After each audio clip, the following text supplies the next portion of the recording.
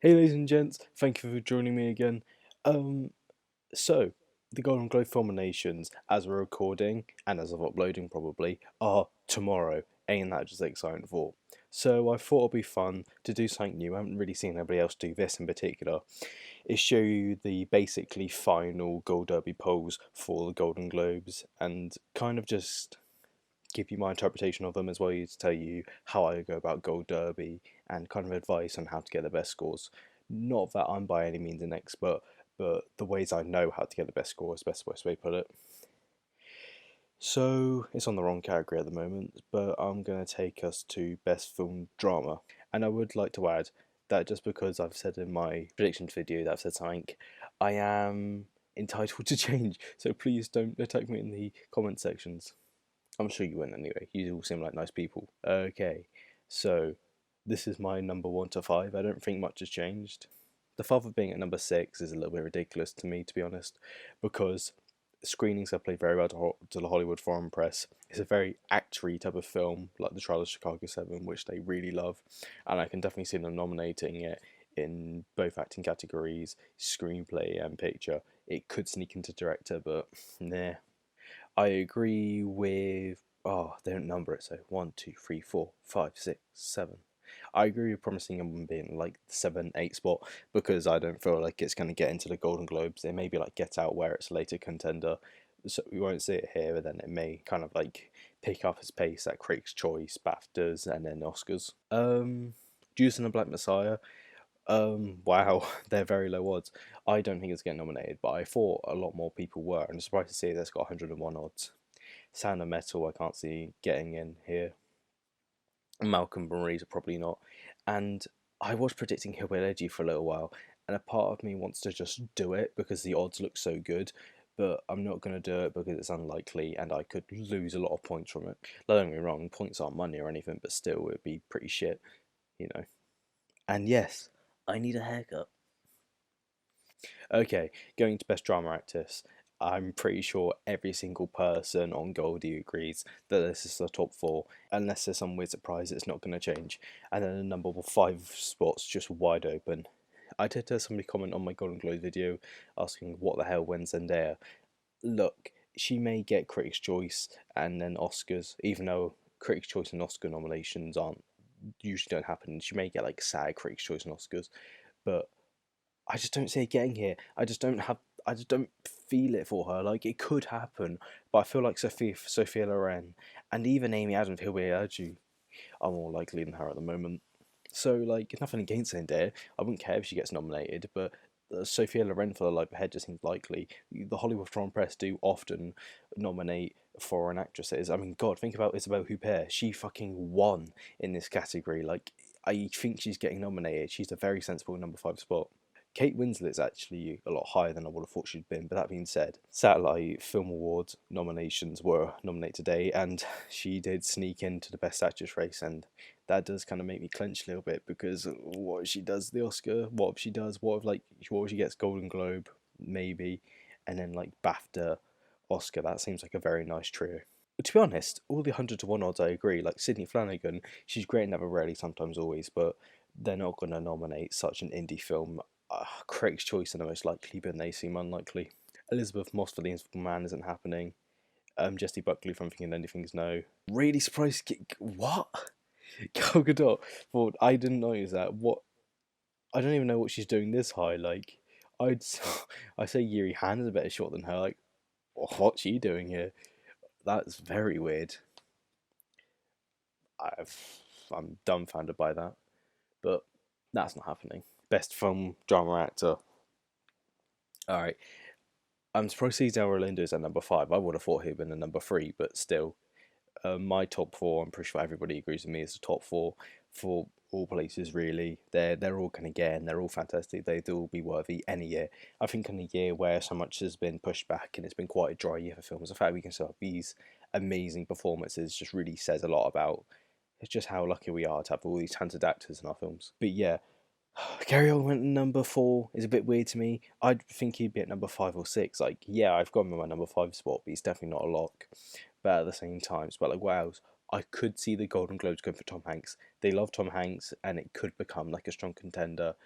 I'd keep an eye out for him. So if you don't want to go for Gary Oldman and you're thinking between Stephen Yeun and Tom Hanks, I'd personally recommend Tom Hanks. Tahar Rahim for the Mediterranean just isn't happening. Foster could get him for supporting actor, but I don't think it's happening for him. Mads Mikkelsen for another round. Breaks my heart, this does. Even I'm curious to see if he's actually in the comedy actor as well, because I'd say that film leans more towards, it kind of is very in the middle of both drama and a comedy, and I think maybe if they were going to campaign it, they would put it in comedy because it's more likely to get nominated there. But yeah, still, Mads Mikkelsen isn't happening. Upsets me every day. Everyone's talking about how great he is. John David Washington for Malcolm Marie. If it's going to be one of them, it'll be Zendaya. Lakeith Stanfield, Junior Messiah, could happen. That's probably the most likely 100 to 1 odd. Even though it's not been talked about much, but Ben Affleck is his best performance in the way back, and he is being campaigned. He could weirdly just come out of left field and get nominated everywhere. I'm not saying it's going to happen, but keep an eye out for it. It very much could happen. Best film comedy musical. Right. I guess I should talk about it now. Whenever the polls open, get straight to it, and don't put the films that you think are looking most likely to get right at the moment. Go with the films that look like they could become contenders, but the ones that have really low odds. Because I grabbed Hamilton when people didn't think it'd be a big contender and they didn't even know whether it was being campaigned. But I grabbed it anyway because I knew the possibility was good. And now look, it's at the number 5 spot. And even though its odds are now 11 to 2, it now keeps my 100 to 1 odds. So if Hamilton does get nominated, which is looking very likely at this point, I can get a lot of Gold Derby points. So that's my strongest recommendation. I mean, yeah, it's going to change. Like, this has changed massively, and I haven't stuck with most of them. Like, I had French Exit on there, I had Emma on there, and Personal History of David Copperfield, but seeing as they look like they're not going to happen, it'd be silly to keep them on there. So I've had to swap them out, but at least I still have Hamilton. Because all like the ones that I already always knew were going to be strong contenders category, like Prom, Borat, and On the Rocks, their odds were already quite high, so it would be silly to get them when I could have grabbed all the other ones, and then whichever ones. Because even if it had the one, having one 100 to 1's better than having no 100 to 1's. Best film comedy music actress. This shocks me, the fact that people think that Meryl Streep has a better chance than Maria Bakalova. Yes, Meryl Streep can win. They love Meryl Streep. It's much more sensible to predict Maria Bakalova, bearing in mind she's the strongest Oscar contender out of these by far. In fact, she's the only one that's probably like being heavily campaigned. Meryl Streep could maybe be a surprise, but it's unlikely. Touch wood. She's like the one that's most likely to get an Oscar nomination. Why isn't she number one? I think she'd get nominated, and I think she's winning. Well, she's definitely getting nominated, but I think she's also winning. The fact that people think Meryl Streep has a stronger chance is like over my head completely. 3 and 4 agree with. Sometimes you got to take risks, you know. I really think Joanne Pullman can get nominated for The Prom. A part of me is going like, what the hell are you doing? Like, do the right thing, put Anya Taylor-Joy on there, or Christine Milioti, or even Emily Blunt, but I really feel like it could happen. And I don't like take risk in every category, but this is probably the one category I feel like most confident taking risk. If I'm being honest, there's a very good shot she won't get nominated. I'm not going to be shocked, but I think there's a chance. And with those odds, I'm going to win and take it. This is what I don't get. So I get Lin-Manuel Miranda's a massive celebrity, and they're complete, as somebody commented on my Golden Globes predictions, which I thought was hilarious. Starfuckers. I thought that was great. If somebody from Hamilton's getting nominated, as I've said in my last review, my last predictions video, it's gonna be Leslie Odom Jr., not Lin-Manuel Miranda, because Leslie Odom Jr.'s the much better one, and he's the lead. Stop fucking. No, it's not gonna be Lin-Manuel Miranda, I can promise you. They could both get nominated, but if it's gonna be one, it's gonna be Leslie Odom Jr. Jimmy Dorman for Wild Mountain Time could very much happen. James Gunn for The Prom, as fucking ridiculous as it be, could happen. And Will Ferrell for Eurovision Song Contest could happen, because he was nominated for supporting actor all those years ago for the producers when Jake Gyllenhaal got the snubbed. Oh, and just on the side, The Gentleman was one of my favourite films of last year, so if Matthew McConaughey can somehow sneak in, I'd be very happy about that. Best Supporting Actress, I've basically kept the same as my Oscars, but I've swapped out Yo Jung-un because Maria Bakalova isn't here because she's in lead. For my Oscars, I've got Yo Jung-un, but for the Golden Globes, I've actually gone a bit different and gone with Jodie Foster because I feel like she'll be the Annette Bening and Kathy Bates of this year in getting. They love their stars. Jodie Foster very much as a star. She's an elite. She's looking a lot better because The fact that she's below Nicole Kidman and Saoirse Ronan, to be honest, is ridiculous to me. Yo Jington doesn't seem like the type of performance they touch. It's probably going to be Foster, and I'm feeling fairly confident. I mean, if Yo Jington doesn't get it, I'll be very happy, but it just doesn't seem like the type of performance they'd love. Best Film Supporting Actor, I put Bill Murray on here for On the Rocks because they love their comedy performances, even if it's a supporting actor. Like I mentioned, Will Ferrell, the producers, he's very much a star, he's an elite. Bill Murray seems like the most likely place to get nominated and at the Golden Globes. And there'll be no surprise to any of you here that Leslie and Jr., Sacha Baron Cohen are 1 and 2 on Gold Derby polls. And it's really curious. I thought everyone else would be putting Daniel Kaluuya number 1, but it seems like people are quite smart. They know that there's a good chance he could not get the nomination. It premiered at Sundance now. I believe that's just happened. I'm waiting on Twitter to see what people are saying. I'm sure it'll be very good. And then honestly, number 5 is a coin toss between Mark Rylance and Paul Raci. I'd love it if Paul Raci could get in. Mark Rylance, because I feel like they'll love the Child of Chicago 7, it leans slightly more towards the 5th slot being Rylance. So, number 1 on the polls, Chloe Zhao. Yeah, can't say I disagree.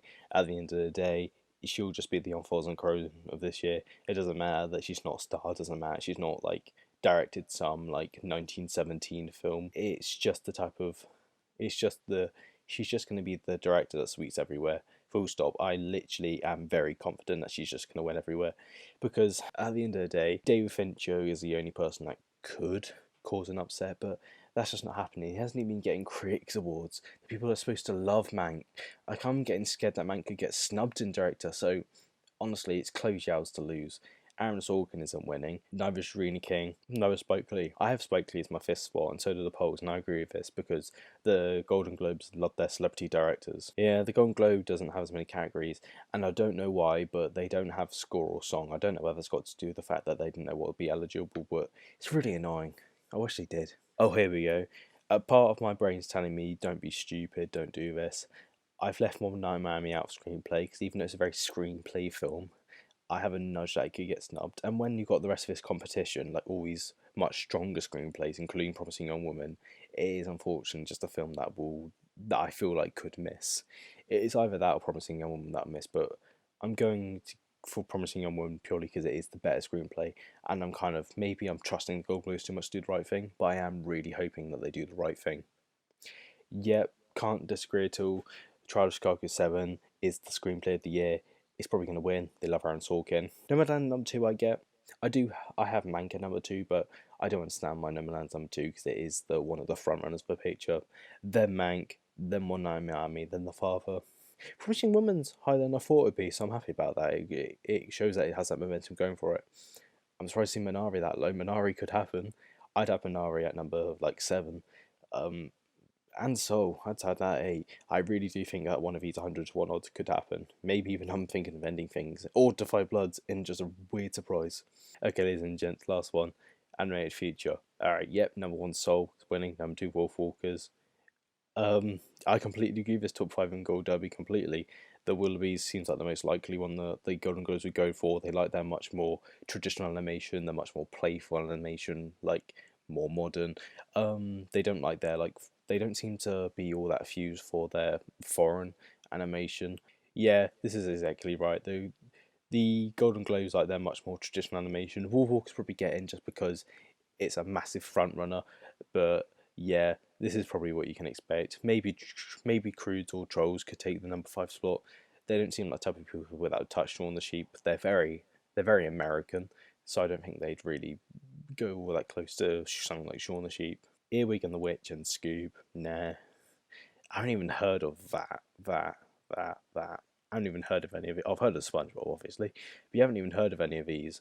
So yeah, I'd say that's a very safe top 5, and it wouldn't surprise me at all if it's 5 for 5. And that seems to be it, ladies and gents. I wasn't expecting it to be a long video. I just want to go for the polls, try something different. I haven't seen anybody else doing this. I thought it'd be a fun, unique idea. Maybe other people grab onto it. I doubt it.